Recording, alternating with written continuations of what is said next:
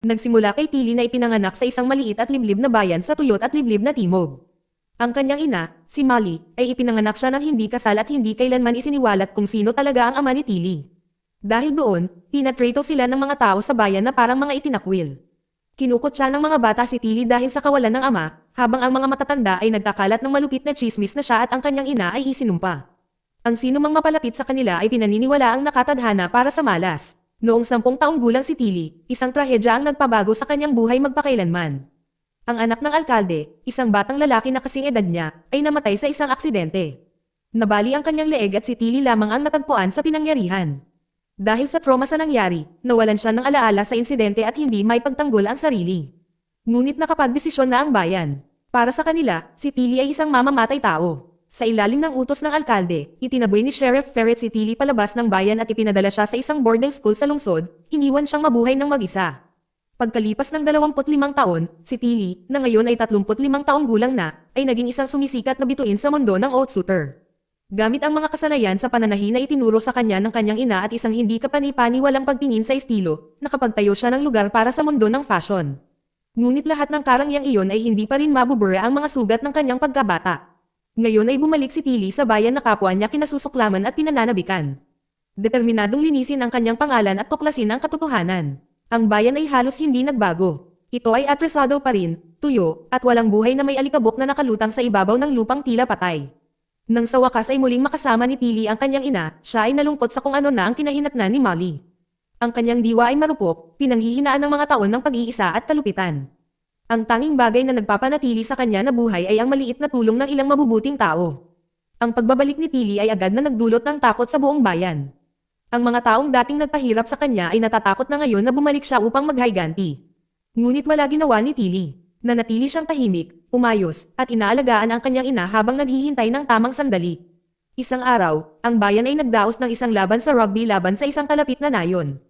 Lumitaw si Tilly sa isang nakamamanghang pulang damit na may walang kapintasang makeup at isang presensya na umaakit sa bawat mata sa kanya na parang isang bituin sa pelikula.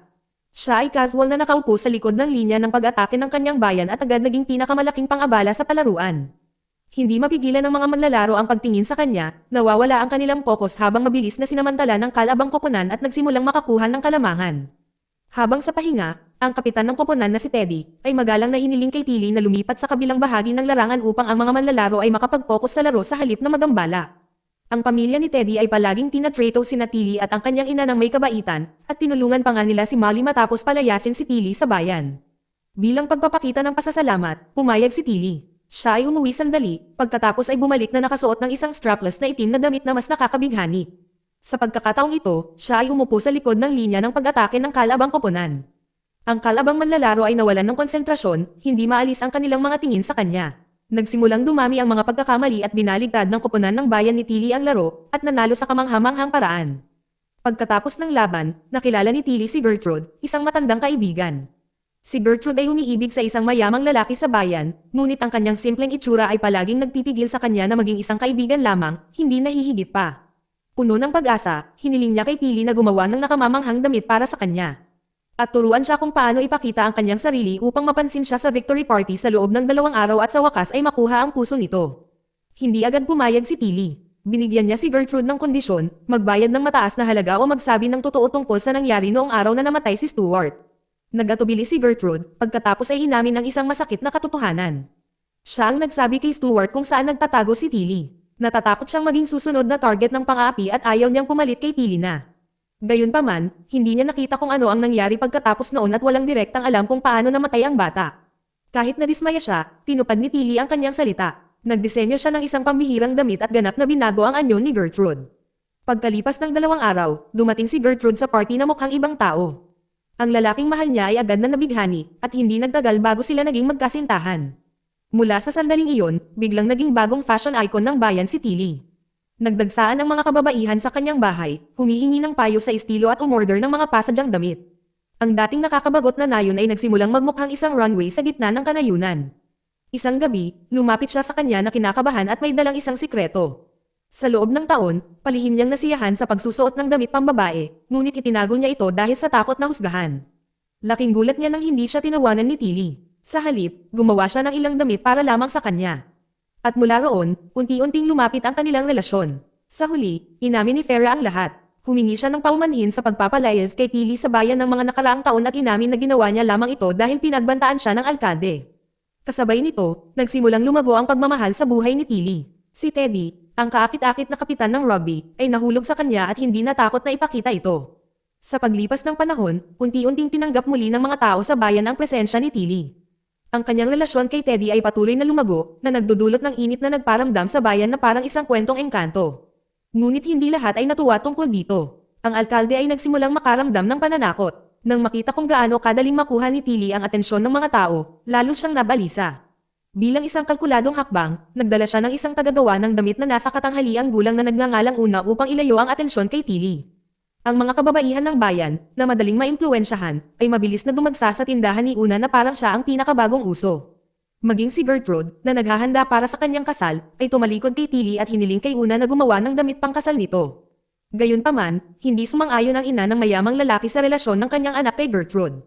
Sa likod ng mga eksena, binayaran niya si Una para gumawa ng pinakamasamang damit pangkasal. Nang subukan ito ni Gertrude, malapit na siyang maiyak. Dahil wala nang ibang pagpipilian, tumakbo siya diretso sa bahay ni Tilly. Hindi nagtagal, dumating ang kanyang fiancé at nakita si Gertrude na nakasuot ng nakamamanghang bagong damit na dinisenyo ni Tilly. Isang sulyap lang ay sapat na para mas lalong umibig siya. Ang kasal ay bumalik sa tamang landas. Ang pagkabigong iyon ang nagmarka ng pagtatapos ng maikling pag-angat ni Ona. Iniwan siya ng mga kababaihan ng bayan ng kasing bilis ng pagyakap nila sa kanya. Sinubukan ng alkalde na aliwin siya, ngunit ang kanilang relasyon ay nagiba ang takbo at naging isang relasyon na kalaunan ay ibinunyag ng asawa ng alkalde. Kakatwa, hindi lumikha ng eksena ang asawa ng alkalde. Sa halip, tahimik siyang pumunta kay Tilly. Ang babaeng matagal nang naniniwala na si Tilly ang may pananagutan sa pagkamatay ng kanyang anak, ngayon ay humingi ng tulong sa kanya sa paggawa ng isang kahangahangang damit. Simple lang ang kanyang layunin. Gusto niyang dumalo sa kasal ni Gertrude at mabawi ang atensyon ng kanyang asawa. Nagulat si Tilly. Sa lahat ng tao sa bayan, ito ang huling taong inaasahan niyang lalapit sa kanya. Ipinaliwanag ng asawa ng alkalde na noon pa man ay naniniwala siyang namatay ang kanyang anak matapos mahulog mula sa isang puno. Hindi kailanman binanggit ng kanyang asawa ang pangalan ni Tilly. Bukod pa riyan, ang kanyang obsesibong mga ugali at pagkabalisa ang nagpanatili sa kanya na nakahiwalay, kaya hindi niya tunay na narinig ang mga tsismis na kumakalat sa bayan. Inihayag din niya na ang tanging saksi na binanggit ng kanyang asawa ay dating guro ni Tilly, si Miss Beulah. Determinadong linisin ang kanyang pangalan ng tuluyan, sinimulan ni Tilly na maghukay sa nakaraan. Sinuhulan niya si Sheriff Ferret ng isang magandang balahibong show kapalit ng pag-access sa orihinal na ulat ni Beulah. Ngunit ang kanyang natuklasan ay nag-iwan sa kanya ng pagkagulat. Ang pahayag ay nagsabing si Tilly ay nagpagalit sa anak ng alkalde at itinulak ito paalis sa tore ng tubig na naging sanhi ng kanyang pagkamatay. Natigilan si Tilly. Wala siyang maalala na anumang bagay na tulad nito. Ang tanging natatandaan niya ay kung gaano siya natakot sa anak ng alkalde, na laging iniiwasan siya. Wala siyang sisi na bigla na lang siyang mag-aaway. Puno ng galit, dumiretso si Tilly para harapin si Beulah. Hindi na nakayanan ng matandang babae ang pressure at tuluyang Samira. Inamin niya ang lahat. Nang araw na iyon, nakita niya ang buong pangyayari mula sa bintana ng kanyang opisina. Nakita niya ang anak ng alkalde na kinukuryente muli si Tilly, sinusubukang apihin siya. Ngunit dahil sa takot na magalit ang alkalde, pinili ni Beulah na isara ang mga kurtina at magpanggap na wala siyang nakita. Ilang sandali pa, nangyari ang trahedya. Dahil naganap ito sa likod mismo ng paaralan, natakot siyang masisisi sa hindi pagpasok. Kaya, ginawa niyang scapegoat si Tilly. Nang marinig ang katotohanan, inilabas ni Tilly ang lahat ng galit na kanyang kinikimkim sa loob ng maraming taon. Hinarap niya agad si Beulah, hindi na nakapagpigil ng kahit ano. Nang araw ding iyon ay kasal ni Gertrude. Nagmadali si Tilly papunta sa lugar at agad na iniulat ang kasinungalingan kay Sheriff Ferret. Ngunit sa kanyang pagkagulat, hindi nagulat si Ferret. Inamin niya na matagal na niyang pinaghihinalaan na nagsisinungaling si Beulah. Ang problema ay noong panahong iginiit ng alkalde na palayasin si Tilly at walang kapangyarihan si Ferret na tutulan siya. Muling sumiklab ang galit ni Tilly, tinanong niya kung ano ang nagbigay sa alkalde ng karapatan na palayasin siya sa bayan. Yumuko si Ferret at sa wakas ay isiniwalat ang katotohanang itinago sa loob ng taon. Ang alkalde ay walang tunay na awtoridad na gawin iyon. Isa lang ang dahilan niya dahil siya ang ama ni Tilly. Tahimik na nakatayo si Tilly doon, ang kanyang mundo ay gumuho sa isang iglap. Bago pa niya maproseso ito, sumiklab ang kabuluhan. Dumating ang asawa ng alkalde sa kasal na may emosyonal na estado. Muli, inaakusahan si Tilly na isang mamamatay tao. Lumabas na dumating din si Beulah at tahimik na binaluktot muli ang kwento, itinanong muli ang lumang akusasyon sa kanyang isipan. Nawalan ng kontrol ang asawa ng alkalde. Nagbabato ng mga akusasyon ng walang tigil habang ang alkalde ay nakatayo sa likuran niya, sinusuportahan ang lahat. Hindi na nakatahimik si Teddy. Pumasok siya at itinulak ang alkalde. Sa gitna ng kaguluhan, pinili ni Tilly na umalis at tumakbo palayo sa pinangyarihan. Habang tumatakbo si Tilly, ang nakababatang kapatid ni Teddy, na may mga problema sa pag-unlad, ay nakatayo na hindi gumagalaw at paulit-ulit na inuulit ang parehong mga salita paulit-ulit. Iginiit nila na si Tilly ay umiiwas lamang, hindi umaatake. Ang simpleng pahayag na iyon ay biglang nagpaliwanag sa lahat kay Teddy. Sa wakas ay naintindihan niya kung ano talaga ang nangyari. Hinabol ni Teddy si Tilly at ibinalik ito sa lugar kung saan nangyari ang lahat. Doon, sinubukan niyang ipaalala sa kanya ang isang bagay mula sa nakaraan. Noon, ang anak ng alkalde ay may kakaiba at mapanganib na ugali. Magpapanggap siyang isang toro na sumusugod ng una sa tiyan ng ibang mga bata na parang isang uri ng laro. Ang kanyang mga kaibigan ay pinipigilan pa ang biktima sa lugar upang hindi sila makatakas. Pagkatapos ay ginabayan ni Teddy si Tilly upang maalala ang posibilidad na may nangyaring tulad noon sa araw na iyon. Sa isang iglap, ang mga alaalang nakabaon ng maraming taon ay nagsimulang lumitaw. Nang araw na iyon, pagkatapos umalis ni Gertrude, bumaba si Tilly mula sa tore ng tubig upang maghanap ng ibang lugar na mapagtataguan. Ngunit ang anak ng alkalde ang unang nakakita sa kanya. Na-corner siya nito, napilitan siyang tumayo sa pader. Pagkatapos ay sumugod sa kanya na parang toro. Sa pagkakataon, walang sino man ang pumipigil sa kanyang pwesto. Dahil sa kanyang likas na ugali, tumabi siya sa kanya. Ang bata ay diretsyong bumangga sa konkretong pader sa likuran niya. Ang kanyang leeg ay nabali at agad siyang namatay. Tumama si Stuart sa pader, buong lakas, at nabali ang sarili niyang hangal na leeg. Ang buong pangyayari ay nasaksihan mula sa malayo ng nakababatang kapatid ni Teddy sa pamamagitan ng isang larwang teleskopyo. Hindi nila ito maipaliwanag ng malinaw, ngunit ang mga salitang paulit-ulit nilang sinasabi sa lahat ay naging katotohanan. Sa wakas, ang pasanin na gumugulo kay Tilly sa loob ng maraming taon ay naalis na. Hindi siya mamamatay tao at hindi kailanman naging ganoon. Malaya mula sa pagkakasala na matagal nang sumusunod sa kanya. Tiningnan niya si Teddy nang may halong ginhawa at emosyon. Sa unang pagkakataon, tunay niyang hinayaan ang sarili na magbukas. Nang gabing iyon, nagkasama sila, sa wakas nagkaroon ng sandali ng kapayapaan. Kalaunan ng gabing iyon, sina Tilly at Teddy ay umakyat sa tuktok ng lumang ilaw ng butil ng bayan. Ito ay isang lugar na dating ginagamit para mag-imbak ng mga ani at isa ring lihim na lugar kung saan sina Teddy at ang kanyang mga kaibigan ay nanood ng mga bituin. Sa ilalim ng kalangitan sa gabi, ipinahayag ni Teddy ang kanyang pagnanais na pakasalan si Tilly. Gusto niyang ipakita sa buong bayan na mahal nila ang isa't isa nang walang kahihiyan. Hiniling din niya sa kanya na umalis sa bayan kasama niya, isama si Molly at magsimula ng bagong buhay na malaya sa panghuhusga at kasinungalingan. Ngunit hindi agad nakasagot si Tilly. Sa kaibuturan niya, mayroon pa ring pagdududa. Hinubog ng habang buhay na pagiging tinaguri ang isang tagapagdala ng kasawian. Nakita ni Teddy ang pag-aatubili. Upang patunayan na si Tilly ay hindi isinumpa, gumawa siya ng isang pab-aya na desisyon. Siya ay nagplano na tumalon sa silo tulad ng ginagawa niya noon kapag puno ito ng malambot na butil at ligtas ng mapuntahan. Sinubukan siyang pigilan ni Tilly. Ngunit ang lahat ay nangyari ng napakabilis. Binuksan na ni Teddy ang takip at tumalon. Ang hindi niya namalayan ay ang mga kondisyon sa loob ay nagbago na. Ang malambot na butil ay nawala na, napalitan ng maluwag na sorghum na hindi matatag at mapanganib.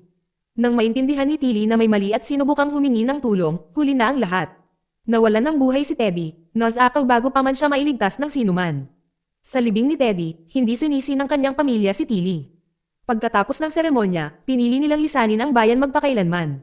Ngunit muling isiniwalat ng mga tao sa bayan ang kanilang tunay na pagkatao.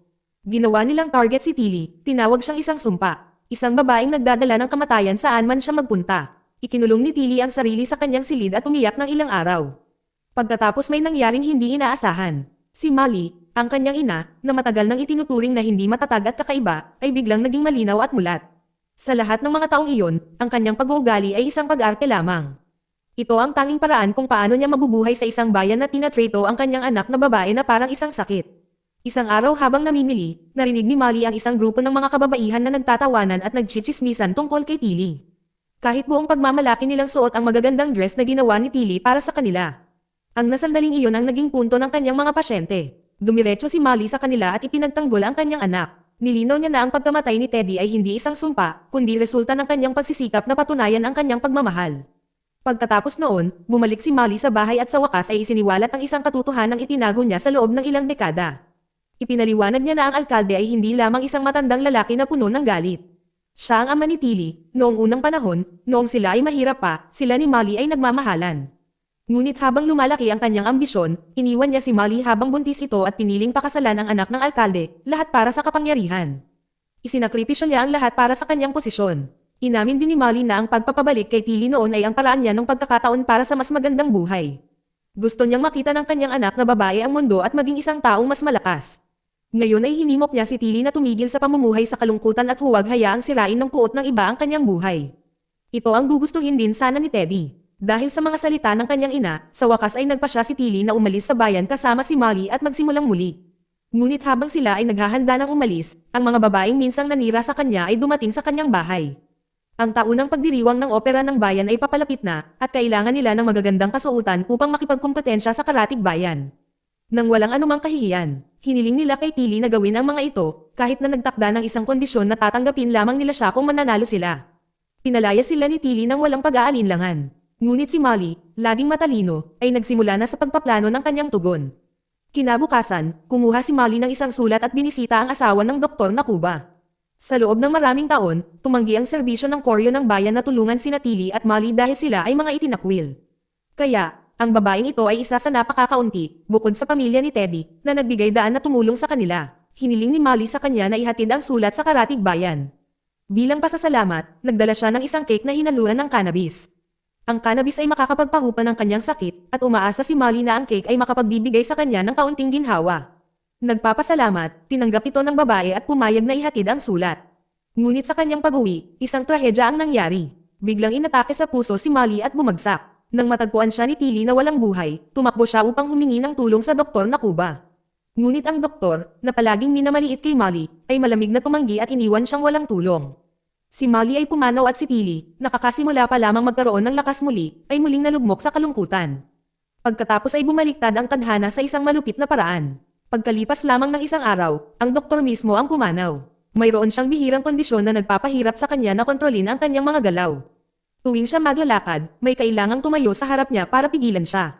Nang hapong iyon, pagkatapos kumain ng cake na may cannabis, ang asawa ng doktor ay nawalan ng malay para pigilan siya sa oras. Lumabas ang doktor ng bahay, natisod sa lawa sa harap nito, at nalunod agad. Nang matuklasan ng mga tao sa bayan ang natirang cake, agad nilang sinisi si Tilly. Siya ay inakusahan ng pagkalason sa parehong doktor at sa kanyang asawa. Sinugod ng mga tao ang istasyon ng pulisya, hinihiling ang kanyang pag-aresto. Sa kritikal na sandaling iyon, lumapit si Sheriff Ferret at inangkin na kagagawan niya ang cake. Inako niya ang buong responsibilidad at dinala ng pulisya. Sa mga sumunod na ilang araw, maingat na gumawa si Tilly ng magagandang kasuotan para sa koponan ng kalapit na bayan na naghahanda para sa kompetisyon ng opera. Lumalabas na ang liham na isinaayos ni Molly na ipadala bago siya mamatay ay isang kahilingan para sa bayan na iyon na kopyahin ang mga disenyo ng kasuotan ng bayan na ito ng maaga. Kasabay niyon, tahimik na nilapitan ni Tilly ang asawa ng alkalde at isiniwalat ang isang nakakagulat na katotohanan. Sinabi niya rito na ang alkalde ang kanyang tunay na ama. Sa loob ng maraming taon, palihim na hinahalo ng alkalde ang isang bagay sa pagkain ng kanyang asawa na nagpapalala sa kanyang obsesibong mga tendensya at pagkabalisa hanggang sa natakot siyang umalis ng bahay. Nakulong sa kanyang sariling isipan, sa wakas ay inilabas ng asawa ng alkalde ang lahat ng galit na kanyang kinikimkim. Nang gabing iyon, inatake niya ang kanyang asawa at naging sanhi ng pagkamatay nito. Pagkalipas ng ilang araw, sa wakas ay naganap ang Opera Festival. Ang kalapit na pangkat ng bayan, na nakasuot ng nakamamanghang disenyo ni Tilly, ay agad na nakakuha ng atensyon ng mga hukom at nakakuha ng kanilang papuri. Samantala, ang home team na pinamumunuan ni Gertrude ay lumabas na may mga kasuotang barok na hindi maganda ang pagkakagawa. Nang walang haplos si Tilly, ang kanilang pagtatanghal ay bumagsak at natalo sila ng walang laban. Habang nagaganap ang kompetisyon, inihahanda ni Tilly ang huling hakbang ng kanyang plano. Kalmado at may kontrol, isinuot niya ang kanyang sombrero, inihagis ang tela sa mesa, at ginamit ang lighter ni Teddy upang magsindi ng apoy.